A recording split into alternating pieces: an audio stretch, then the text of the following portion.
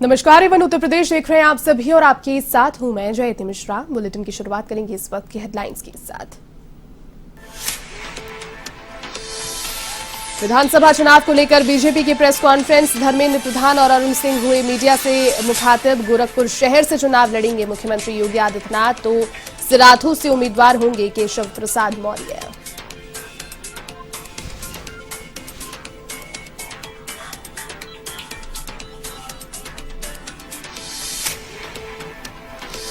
जन्मदिन के मौके पर मायावती ने की प्रेस कॉन्फ्रेंस। बसपा ने 53 प्रत्याशियों के नामों का किया ऐलान। विधानसभा चुनाव में किया जीत का दावा।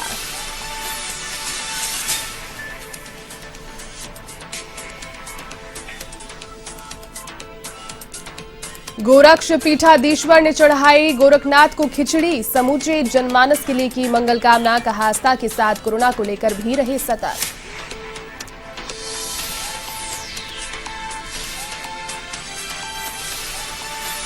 यूपी में तेजी से बढ़ रहा कोरोना का ग्राफ। 24 घंटे में 15,000 से ज्यादा नए मामले। 84,000 से ज्यादा मरीजों का इलाज जारी।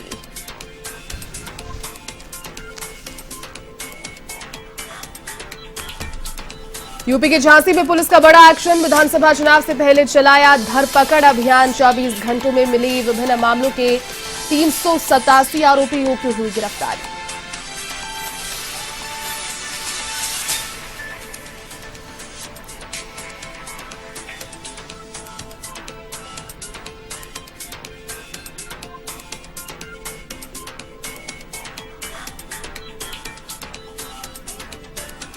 चलिए अब खबरें विस्तार से। भाजपा ने यूपी विधानसभा चुनाव 2022 के पहले और दूसरे चरण के लिए प्रत्याशियों की घोषणा कर दी है। मुख्यमंत्री योगी आदित्यनाथ गोरखपुर शहर से चुनाव लड़ेंगे, जबकि केशव प्रसाद मौर्य प्रयागराज की सिराथू सीट से प्रत्याशी होंगे, तो वहीं कैराना विधानसभा सीट से मृगांका सिंह भाजपा प्रत्याशी होंगी। पार्टी के यूपी प्रभारी धर्मेंद्र प्रधान ने प्रेस कॉन्फ्रेंस कर सूची जारी की है। भाजपा ने पहले चरण की 58 सीटों में से 57 उम्मीदवारों और दूसरे चरण की 55 सीटों में से 48 पर प्रत्याशियों की घोषणा की है।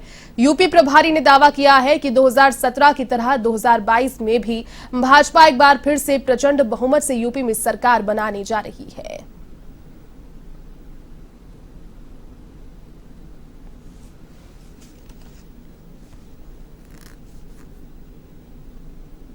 अभिव्यक्ति प्रकाश करेंगे। हमारी देश की प्रजातंत्र मजबूत होगी। आजादी की जब हम 75 साल मना रहे हैं, उस समय में हमारी देश की प्रजातंत्र की इस कोरोना की समय में भी एक नई परीक्षा हम देंगे। उसमें हम हमारी प्रजातंत्र की विजय सुनिश्चित है।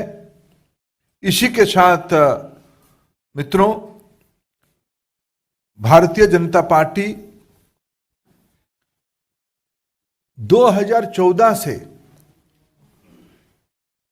जब 2014 में देश में माननीय प्रधानमंत्री, देश की लोकप्रिय जननेता नरेंद्र मोदी जी को भरोसा करके केंद्र शासन में दायित्व दिया। प्रत्याशियों के नाम में पढ़ता हूं। कैराना से भारतीय जनता पार्टी ने श्रीमती मृगांका सिंह को अपना प्रत्याशी बनाया है। थाना भवन, हम सबको मालूम है कि गन्ना किसानों की स्थिति बहुत ही खराब थी। हमारे सरकार के समय बहुत अच्छी गन्ना किसानों के लिए काम हुआ। वहाँ से गन्ना मंत्री श्री सुरेश राणा को पुनः भारतीय जनता पार्टी ने प्रत्याशी अपना बनाया है। शामली से श्री तेजेंद्र सिंह निर्वाल वह प्रत्याशी होंगे।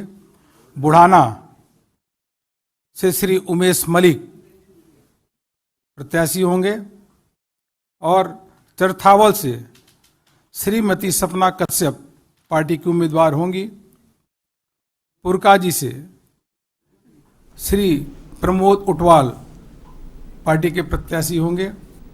बीएसपी सुप्रीमो मायावती का जन्मदिन है। इस मौके पर मायावती ने कहा कि बीएसपी इस बार उत्तर प्रदेश में सत्ता में वापसी करेगी। अपने जन्मदिन के मौके पर लखनऊ में प्रेस कॉन्फ्रेंस को संबोधित करते हुए मायावती ने कहा कि लोग बीएसपी को पिछले कामकाज के आधार पर वोट देंगे और सत्ता में फिर से लाएंगे। तो इसी बीच सत्ता में वापसी का भरोसा जताने के साथ ही बसपा सुप्रीमो ने पहले दौर के मतदान के लिए 58 में से 53 प्रत्याशियों की सूची जारी कर दी है।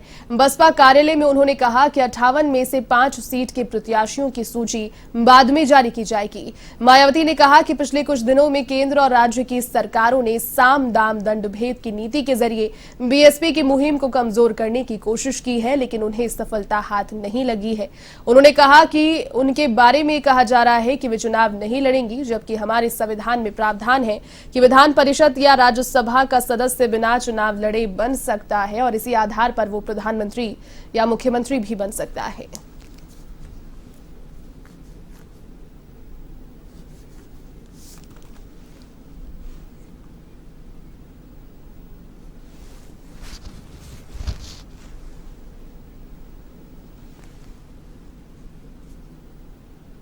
गोरक्ष पीठाधीश्वर एवं मुख्यमंत्री योगी आदित्यनाथ ने गोरखनाथ मंदिर में ब्रह्म मुहूर्त में महायोगी गोरखनाथ को पवित्र खिचड़ी चढ़ाई। मुख्यमंत्री योगी आदित्यनाथ ने नाथ पंथ की विशिष्ट परंपरा के अनुसार शिव अवतारी गुरु गोरखनाथ को लोक आस्था की खिचड़ी चढ़ाकर समूचे जनमानस की सुख समृद्धि की मंगल कामना भी की। इस मौके पर उन्होंने कहा कि जगत पिता सूर्य की उपासना से जुड़ा ये पर्व उत्तर हो या दक्षिण, पूर्व हो या पश्चिम, अलग अलग नाम और रूपों में मनाया जाता है। बड़ी श्रद्धा के साथ लोग इस पर्व और त्योहार से जुड़े होते हैं।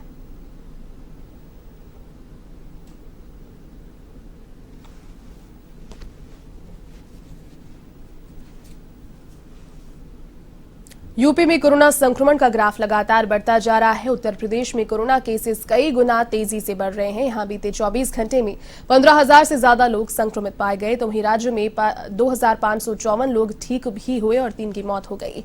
अब तक राज्य में 18,01,000 से ज्यादा लोग इस संक्रमण की चपेट में आ गए हैं, जिसमें 16,93,000 रिकवर भी हुए हैं, जबकि 22,949 लोगों की मौत हो गई है। राज्य में 84,440 मरीजों का भी इलाज जारी है।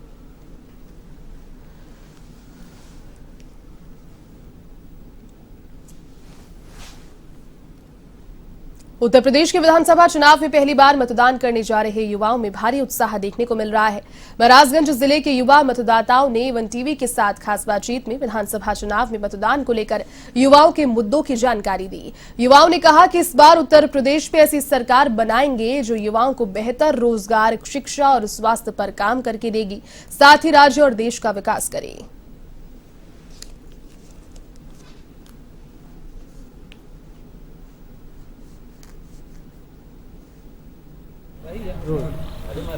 मैं निशा गुप्ता नौतनवा से। जैसे कि इस बार की चुनावी में हम अपना मतदान देने जा रहे हैं और हम चाहते हैं कि हमको ऐसे फैसिलिटीज़ प्रोवाइड हो जो हमारे लिए बेनिफिशियल हो, स्पेशली गर्ल्स चाइल्ड के लिए और वुमेंस के लिए। वो वुमेंस अपने आगे बढ़ चढ़ के इनकरेज हो, आगे बढ़ें और ऐसे सरकार आए जिसमें वुमेंस को ज़्यादा प्रमोट करे, ज़्यादा लड़कियों को शिक्षा प्रदान करे। Hello, my self Sadiqa Singh. हम पहली बार मतदान करने जा रहे हैं इस बार की हमें बहुत ज़्यादा खुशी है कि हमें भी चांस मिल रहा है, अपने देश की गवर्नमेंट को चूज़ करने का एक मौका मिल रहा है। और हम इस बार के गवर्नमेंट में ये देखना चाहेंगे कि वो क्या क्या हमारे लिए करेंगे, क्या क्या फैसिलिटी प्रोवाइड कराएंगे सारे स्टूडेंट्स को, स्पेशली गर्ल्स चाइल्ड को।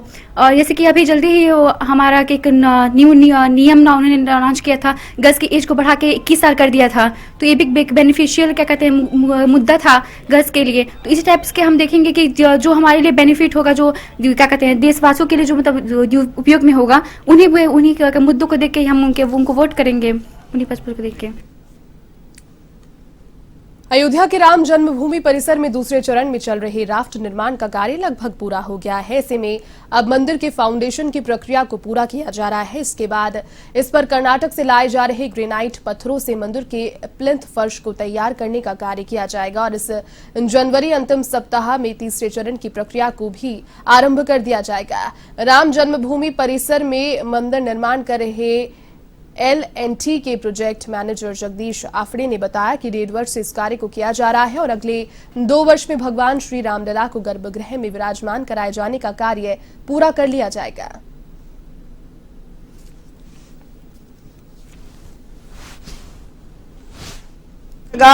आपके सामने उसका ढलाई हो रही है और ये सारी ढलाई मशीनों से हो रही है, इसमें कोई मैन पावर नहीं है। रात में काम होता है, 24 घंटे भी काम होता है। ये बहुत तेज गति से और संतोषजनक प्रगति इसमें है और इसके बाद एकदम हम पत्थरों को जोड़कर प्लिंथ ऊंचा करने का काम शुरू कर देंगे। कोई तारीख नहीं है, जनवरी का अंत या फरवरी का पहला दिन। ट्रस्ट का मैनेजर यहाँ का चीफ इंजीनियर हूँ और यहाँ पे 1.5 साल पहले हम आए, तब से यहाँ का शुरू से एक्सकेवेशन से लेके कंक्रीटिंग और अभी जो काम हो रहा है ये सभी का काम हम देख रहे हैं। LNT यहाँ कॉन्ट्रैक्टिंग का काम कर रही है, डिजाइनिंग का जो काम है वो और PMC का काम टाटा कंसल्ट इंजीनियर के लोग कर रहे हैं और उनके साथ साथ में हम लोग भी। यूपी के हमीरपुर में पुलिस और बदमाशों के बीच मुठभेड़ हो गई। इस मुठभेड़ में 50,000 का इनामी बदमाश दिनेश राजपूत घायल हो गया, जबकि 2 बदमाश पुलिस को चकमा देकर फरार हो गए। ये मुठभेड़ राठ कोतवाली क्षेत्र के बड़ा गांव के पास हुई। बता दें कि दिनेश राजपूत पर डकैती, लूट, गैंगस्टर एक्ट के तहत कई मामले दर्ज हैं। फिलहाल फरार बदमाशों की तलाश जारी है।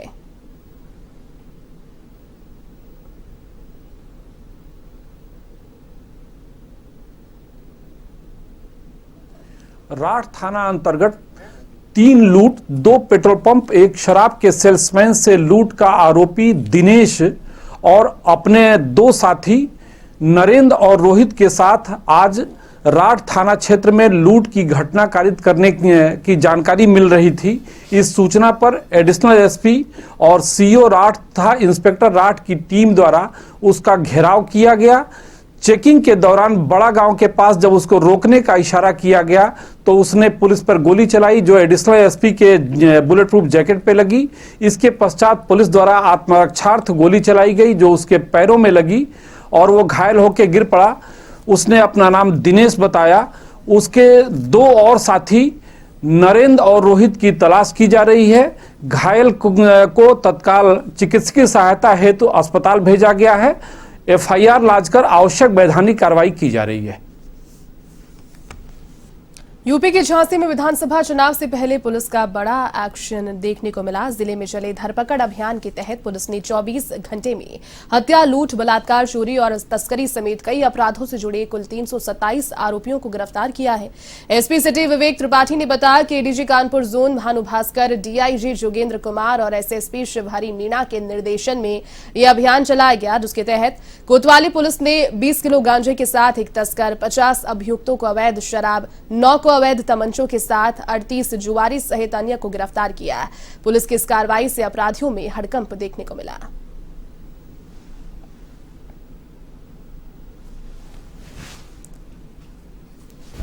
वरिष्ठ पुलिस अधीक्षक झांसी महोदय द्वारा आदर्श आचार संहिता के कड़ाई से अनुपालन कराने हेतु अभियान 24 घंटे का चलाया गया। इस अभियान के दौरान 327 व्यक्तियों को गिरफ्तार किया गया है, जिसमें कई व्यक्ति गंभीर अपराधों के दोषी हैं। कई अपराधियों का चालान 151 में किया गया है, आर्म्स एक्ट में किया गया है, शराब में किया गया है और गांजा बरामद की गई है। भारी मात्रा में चालान से आपको विस्तृत प्रेस नोट दिया गया है, उसके अनुसार कार्रवाई की गई है और आगे भी ये कार्रवाई वरिष्ठ पुलिस अधीक्षक महोदय के निर्देशानुसार जारी रहेगी। कोई भी आदर्श आचार संहिता का उल्लंघन करता हुआ पाया जाएगा, मतदान को किसी भी तरह से प्रभावित करता हुआ पाया जाएगा या उसके प्रभावित करने की आशंका होगी, उसके खिलाफ कठोर निरोध। यूपी के संभल से यहां के गुनौर कोतवाली के बबराला कस्बे में संदिग्ध हालातों में विवाहिता का शव उसके ससुराल में मिला। मृतका के परिजनों ने ससुराल वालों पर हत्या का आरोप लगाया है। उनका कहना है कि बेटी की 1 महीने पहले ही शादी हुई थी, तभी से ससुराल वाले दहेज की मांग कर उसका उत्पीड़न कर रहे थे। तो वहीं इस घटना के बाद ससुराल वाले फरार हैं। साथ ही उन्होंने पुलिस पर भी कार्रवाई नहीं करने का आरोप लगाया।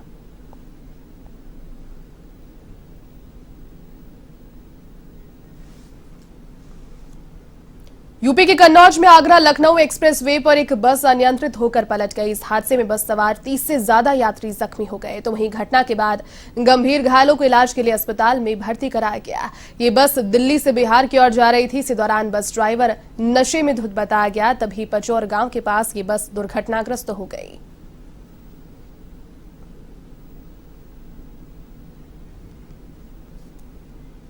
उत्तर प्रदेश के फर्रुखाबाद में विधानसभा चुनाव से पहले पुलिस प्रशासन पूरी तरह से अलर्ट मोड पर है और इसी के चलते कंपिल थाना क्षेत्र में पुलिस और एसओजी ने अवैध असला फैक्ट्री का भंडाफोड़ किया। इस दौरान फैक्ट्री से एक देशी बंदूक समेत 25 तमंचे और 10 अर्धनिर्मित तमंचे बरामद किए गए। साथ ही बड़ी मात्रा में असलाहा बनाने के उपकरण भी जब्त किए गए। साथ ही पुलिस ने 3 आरोपियों को भी गिरफ्तार किया है। फिलहाल पुलिस आरोपियों से पूछताछ कर रही है। कितने पकड़े गए हैं, क्या मामला है? ये गुजरपुर में एक प्रेम सिंह है कि सरसों के खेत में एक शस्त्र फैक्ट्री चल रही थी, जिसके बारे में हमारी सर्विलांस सेल और एसओजी टीम और थाना कंपिल की फोर्स इसमें लगी हुई थी और जानकारी के आधार पर वहाँ दबिश दी गई, जिसमें 3 अभियुक्त प्रेम सिंह, ब्रजेश जो कि गुजरपुर के रहने वाले हैं और अवधेश जो कि नगला नाजिर का रहने वाला है, ये मौके से पकड़े गए हैं और इनके पास से 26 बने हुए 12 बोर की बंदूक, तमंचे व 10 अधबने हुए तमंचे और जिंदा कारतूस, खोखा कारतूस मिले हैं। वह शस्त्र बनाने की फैक्ट्री मिली है, जिसमें बड़ी मात्रा में उपकरण बरामद हुए हैं। इस संबंध में इनकी गिरफ्तारी की गई है और अभियोग पंजीकृत किया गया है। यूपी के हमीरपुर में विधानसभा चुनाव के मद्देनजर जलालपुर पुलिस को बड़ी कामयाबी मिली है। पुलिस ने 15,000 के नामिया गैंगस्टर को गिरफ्तार किया है। साथ ही आरोपी से 315 बोर का अवैध असला भी बरामद किया। आरोपी पर कई मामले दर्ज हैं। पुलिस ने जलालपुर थाना क्षेत्र के बसरिया गांव से आरोपी को गिरफ्तार किया है।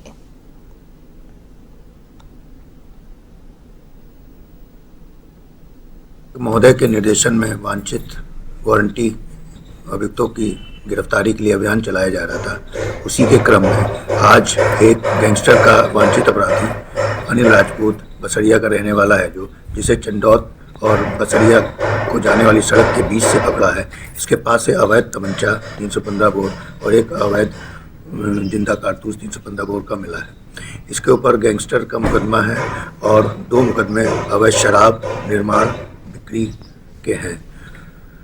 जो पहले जो मुकदमे इसके ऊपर थे उसमें 15 पेटी शराब, 675 बोतलें नकली रैपर मिले थे इसके पास से। इसके साथ 3-4 साथी और हैं जिनके ऊपर गैंगस्टर का मुकदमा है, वो भी वांछित चल रहे हैं। शीघ्र ही उनकी गिरफ्तारी की जाएगी। जलालपुर पुलिस ने बहुत अच्छा काम किया है। यूपी के बुलंदशहर में बिजली विभाग के संविदा कर्मचारी पर जानलेवा हमले का मामला सामने आया। विद्युत विभाग के कर्मचारी पर दबंगों ने चाकू से हमला कर दिया, जिससे कर्मचारी गंभीर रूप से घायल हो गए। इधर घटना के बाद पीड़ित के परिजनों ने हमलावरों के खिलाफ सियाना कोतवाली में मामला दर्ज कराया है। फिलहाल पुलिस पूरे मामले की जांच में जुटी है।